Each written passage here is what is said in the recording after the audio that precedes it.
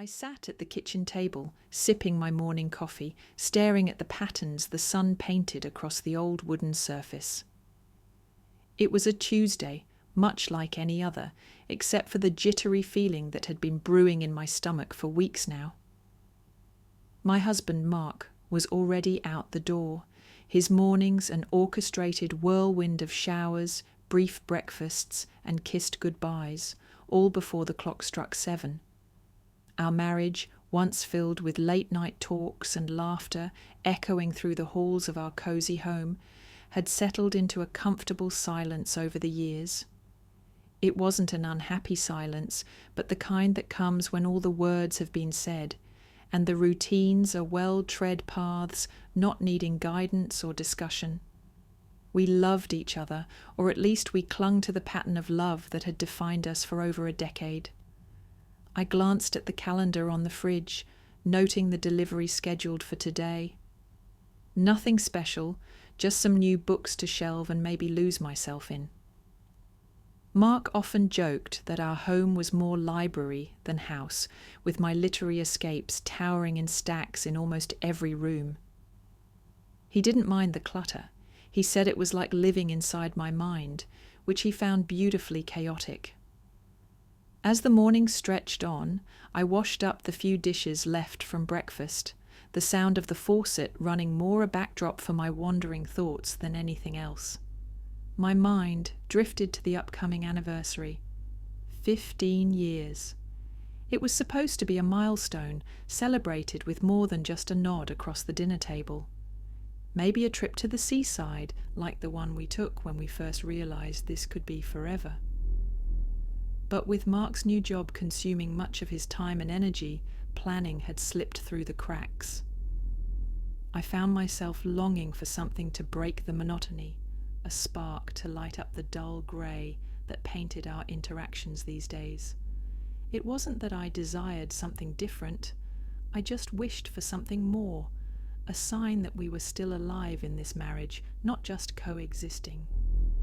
I was lost in these thoughts when the sound of a van pulling into the driveway jolted me back to reality. The delivery, which was scheduled for midday, was early, or perhaps I had lost track of time, wrapped up in my reflections.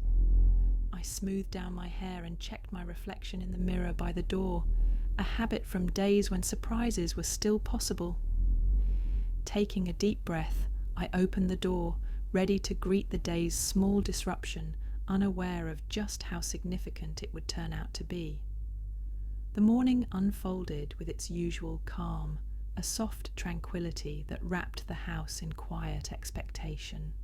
Sunlight filtered through the living room curtains, casting gentle patterns on the carpet as I moved about, tidying up and organizing the clutter from the previous day.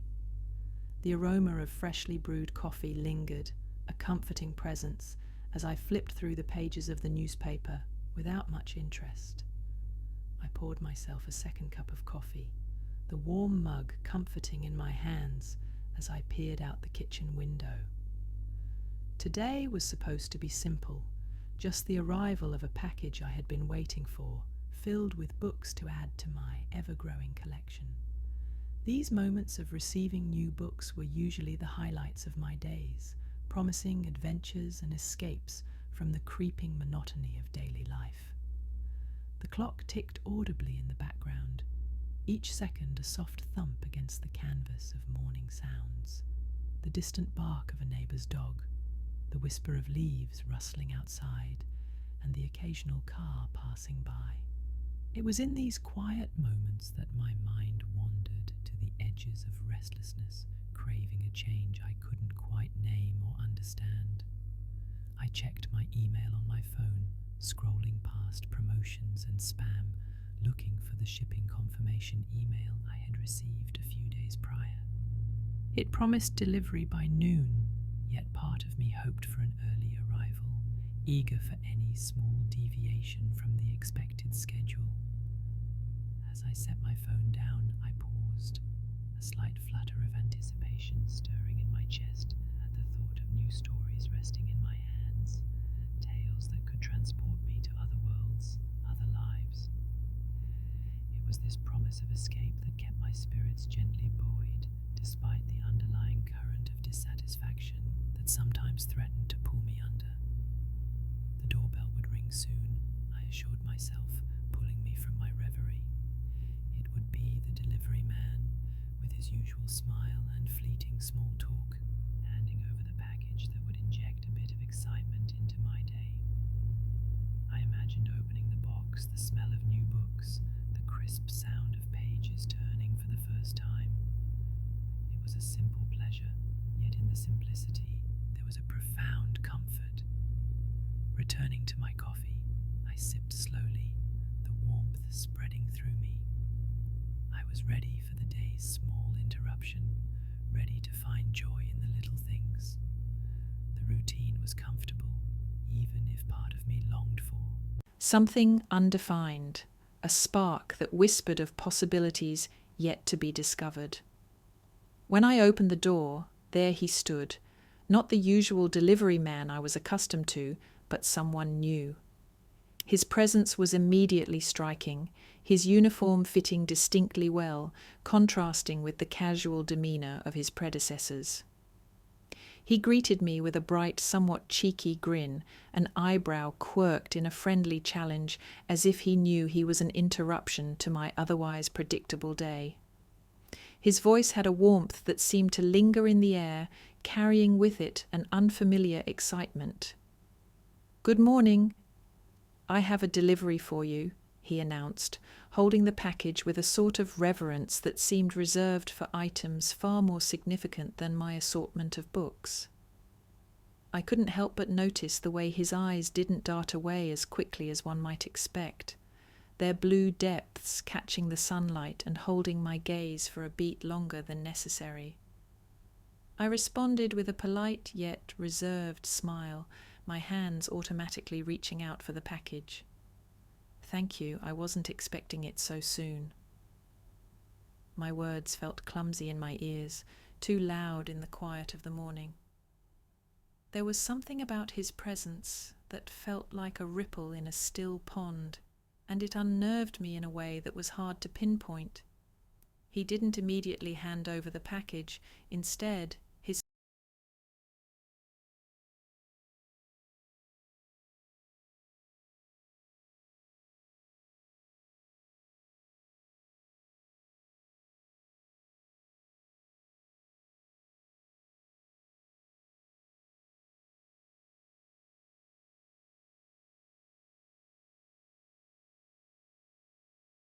smile widened just a fraction. "I like to be ahead of schedule," he replied, his tone suggesting a pride in his punctuality that was more personal than professional. It was then that he finally extended the box toward me, his fingers brushing mine ever so slightly as I took it from him. The contact was brief, but it sent a surprising jolt through me, like a spark jumping across a tiny gap. As I balanced the package in my arms, preparing to thank him and close the door, he lingered. "Beautiful day, isn't it?" he remarked, looking past me into the house, his comment hanging between us, inviting a response that would extend this unexpected encounter. I nodded, caught off guard by the ease of his banter. "Yes, very lovely," I managed to reply, suddenly conscious of my appearance and the state of the entryway behind me. There was a curiosity in his eyes that felt almost invasive, yet intriguing. As he finally turned to leave, his parting words, "Hope to deliver here again soon," felt less like a routine farewell and more like a subtle promise of something more, something that was not part of my usual quiet mornings. His departure was unhurried, marked by the slow, almost reluctant way he walked down the front steps. I watched, the door still ajar, the cool breeze mingling with my thoughts. Something about our brief exchange lingered in the air, like the echo of a melody long after the song has ended. I stood there, package in hand, contemplating the unexpected lightness that had bubbled up inside me. "Actually," his voice called out, breaking the silence as he paused by his van, turning back towards me with a playful tilt of his head. "Do you mind if I ask what's in the box? You seemed really excited about it." His inquiry was casual, but his eyes sparkled with genuine interest. I found myself responding with a chuckle, surprised by my own willingness to engage further. "Books," I said. "I'm a bit of a collector. Well, more like a hoarder, according to my husband." The words tumbled out more freely than I expected, revealing more about my personal life than I usually would to a stranger. "Oh, what kind of books?" he asked, taking a step closer again, his curiosity piqued. His interest seemed sincere, a rarity in the fleeting interactions I was accustomed to from delivery personnel. "Mostly novels, fiction. It's my escape," I admitted, shifting the package to one arm and feeling the weight of it against my side. "Every new book is like a portal to another world, you know." "I get that," he nodded, his gaze intensifying. "Escaping sounds perfect right about now. Any recommendations?" His question felt like more than just small talk. It was an invitation into a conversation that stretched beyond the boundaries of a typical delivery exchange. I hesitated, the part of me that craved connection, tempted to invite him in for a coffee, to share more about my favorite authors and titles. Yet the rational part held back, aware of the implications. Instead, I smiled, offering a title off the top of my head. "If you like adventures, The Shadow of the Wind by Carlos Ruiz Zafón is a great start." "Thanks, I'll check it out," he said, writing the name down in a small notebook he pulled from his pocket. "Maybe we can swap book suggestions next time?" The suggestion hung in the air, bold and fraught with the thrill of a potential new friendship. Or was it something more? As he finally turned to leave, his parting smile was both a promise and a puzzle. I closed the door slowly, leaning against it, the encounter leaving a tingling sensation that both alarmed and excited me. The normalcy of my morning had been altered, and with it, a door to new possibilities seemed to have cracked open just a little. As he started his van, an unexpected sputter followed by a silence filled the air. He glanced at me with a sheepish grin, stepping out to lift the hood of his van. The weather, which had been bright and clear, suddenly turned as a clap of thunder rolled ominously in the distance. Within minutes, rain began to pour down, heavy and unrelenting, drenching the world in sheets of water. He looked at the sky, then back at me, his expression caught between frustration and resignation. "I guess I'm stuck here for a bit, if that's all right," he called over the sound of the rain, his voice carrying a note of hope that this unexpected delay wouldn't be an inconvenience. It was more of a statement than a question, his situation leaving little room for any other options. I found myself nodding, motioning him back towards the shelter of my porch as the rain intensified. "You can wait it out here. No point in getting soaked," I offered, my words almost drowned out by the rain's roar. The situation, as unexpected as it was, didn't feel entirely unwelcome. The thought surprised me, a spontaneous reaction that was as startling as the sudden storm. He thanked me and stepped inside, leaving wet footprints on the entryway mat. We stood there for a moment, the sound of the rain like a barrier to the outside world, creating a cocoon around us that was both intimate and isolating. "Let me grab you a towel," I said, my movements automatic, as I went to fetch a dry towel from the bathroom. Handing it to him, I watched as he dried off, the mundane act charged with an undercurrent of something else, something neither of us seemed fully ready to acknowledge. The delay stretched longer as the rain showed no signs of letting up. "Would you like a cup of coffee?" I found myself asking, the offer hanging between us, filled with warmth and an unspoken question. The simple act of sharing a drink during an unexpected delay felt like a step into unfamiliar territory, a step that was both thrilling and terrifying. He accepted with a smile, his ease in my home unsettling yet comforting. As I made the coffee, the aroma filling the kitchen, we started to chat about trivial things, weather, books, coffee preferences. Each topic, though light, seemed to weave a thread between us, pulling us into a dance of words and laughter that felt both forbidden and exhilarating. The storm outside mirrored my internal turmoil, a tempest of emotions that I hadn't anticipated when I first opened the door that day. As we sipped our coffee, the conversation drifted to more personal territories. It began with a simple inquiry about how long he'd been driving for the delivery service, but soon we were exchanging stories about our lives beyond the roles we played in the eyes of others. He told me about his travels, how he'd lived in several cities before deciding to settle back in his hometown to be closer to family.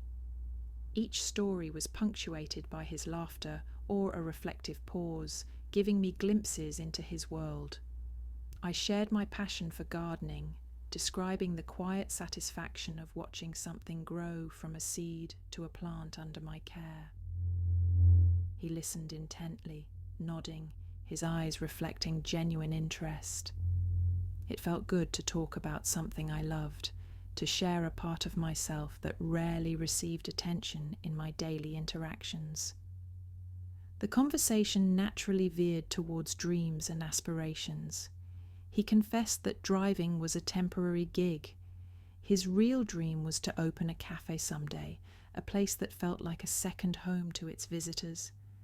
I could see the passion in his eyes as he described his vision for it, from the cozy interior to the menu that would feature local products. His openness made it easy for me to express my own neglected ambitions, things I'd put on hold for the sake of practicality. I mentioned my early days of writing, how I used to fill journals with poems and short stories, dreaming of publishing them someday. Sharing this felt like uncovering a dusty part of my soul, bringing it into light after long neglect. Our stories revealed layers of commonality that neither of us could have guessed at the outset. The storm outside seemed to have created a bubble around us, a temporary sanctuary from the outside world where we could speak freely, laugh loudly, and share quietly. The sound of rain tapping against the windows provided a rhythmic backdrop to our dialogue, a soothing soundtrack that made the morning feel suspended in time. As the rain lightened and the clouds began to part, a realization dawned on me. This interaction was unlike any other I'd had in recent years. It was an unexpected connection, deep and enriching, stirring feelings and desires I had forgotten I was capable of experiencing. The simplicity of the encounter belied its impact. It was not just a conversation, but a revelation of possibilities, a reminder of the joy and connection life could offer when least expected. As the storm began to clear and the last of the coffee disappeared from our cups, a heavy silence fell between us, filled with unspoken thoughts and lingering glances. The air seemed charged, each breath loaded with the weight of words we had yet to speak. The intimacy of the morning's conversation had woven a thread between us, pulling tighter with each passing moment. It was then, amid the lingering aroma of coffee and damp earth, that he reached across the small space separating us, his hand brushing against mine. The touch was light, tentative, as if testing the waters of this new-found connection. His fingers were warm, and the contact sent a ripple of electricity through me, awakening a part of myself long neglected. I looked up, meeting his gaze, and saw in his eyes a reflection of my own turmoil. There was a question there, a silent inquiry that asked if I felt it too, the magnetic pull that had drawn us unexpectedly into each other's orbits. In his eyes, I saw the possibility of something more, something neither of us had planned for, but which now seemed as inevitable as the storm that had just passed. The rational part of me wanted to pull away, to rebuild the walls that this morning had so effortlessly torn down. But another part, the part awakened by his touch and our shared confidences, wanted to lean in, to explore the depth of this connection. It was a crossroads, each path marked by its own set of what-ifs and might-have-beens. In a moment of quiet recklessness, fueled by the storm's residual energy, I allowed my hand to linger in his, our fingers intertwining. The gesture was simple yet profound, an acknowledgement of the connection we both felt, and a willingness to see where it might lead. This small act of intimacy marked a pivotal moment, a breach in the dam of propriety that had held back a sea of repressed desires and unacknowledged needs. The world outside, with its expectations and routines, seemed a distant land, irrelevant to the charged atmosphere that enveloped us now.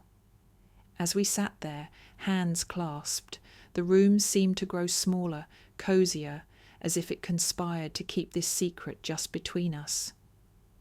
The storm had passed, but its aftermath lingered, a testament to the transformative power of unexpected encounters.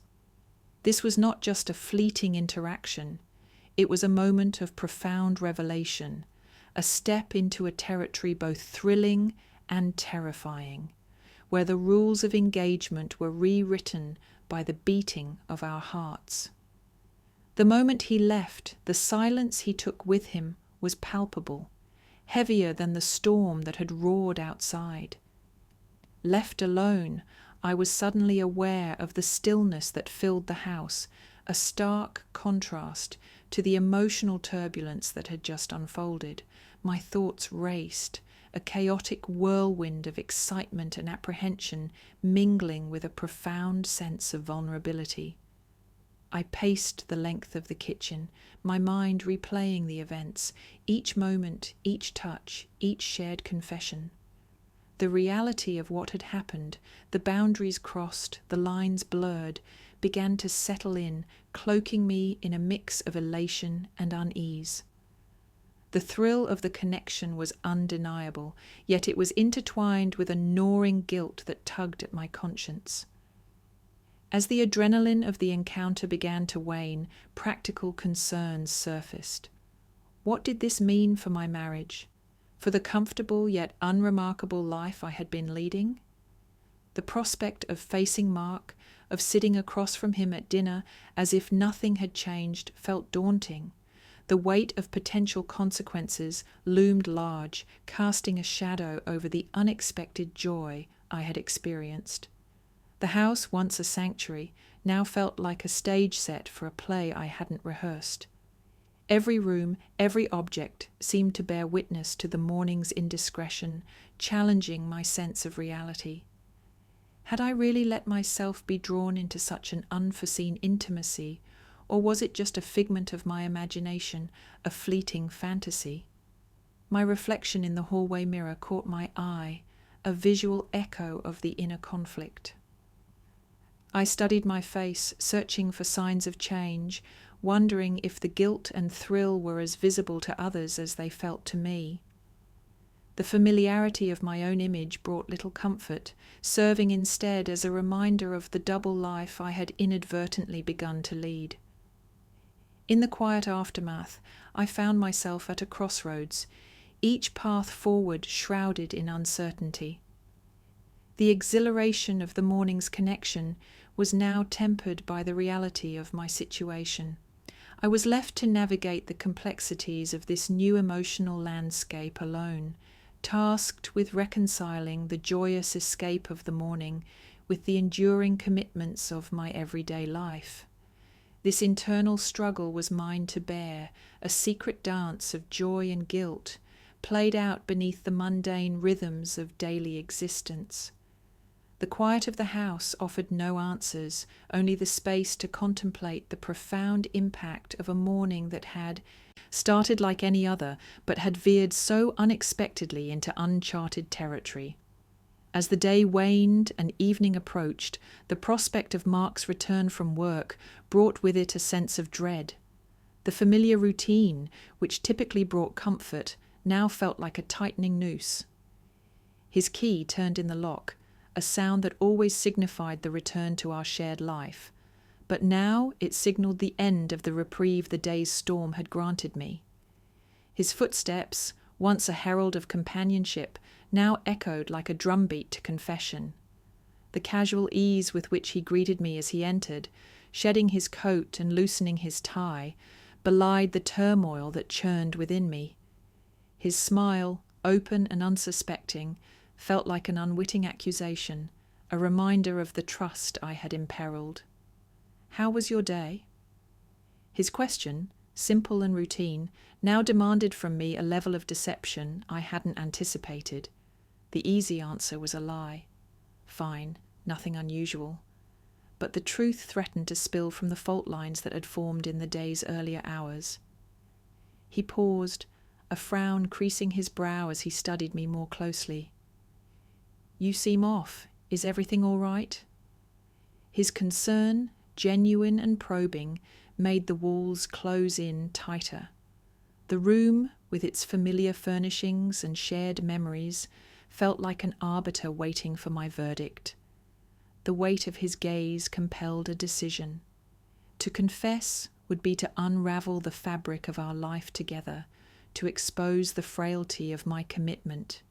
Yet to withhold the truth felt like a betrayal far greater, a silent festering wound that would undermine what we had built. The pause stretched between us, filled with the heavy air of unsaid words. I drew a breath, each option warring within me, the comfort of the lie or the pain of the truth. Finally, my voice found its strength, tempered by the weight of my choice. "There's something we need to talk about," I began, the words heavy with consequence. As I spoke, revealing the morning's unexpected encounter and the emotions it had stirred, his face changed. The openness gave way to confusion, then hurt, a transformation that traced the path of my words with tangible impact. The conversation that followed was a labyrinth of denial, hurt, understanding, and accusation. Each sentence we exchanged was a step through the tangled mess we now had to navigate, a map redrawn by my disclosures. The truth, once liberated, reshaped everything, leaving us in a landscape altered not just by my actions, but by our responses to them. The familiarity of our life together was now punctuated by the need to rebuild trust, to forge a path forward from the debris of revelation. The days following were thick with silence, a new companion in our once lively home.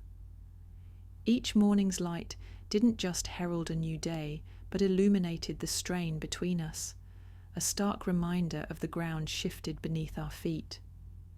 The ease we once shared had been replaced by a cautious dance, each step measured, avoiding the cracks that had appeared.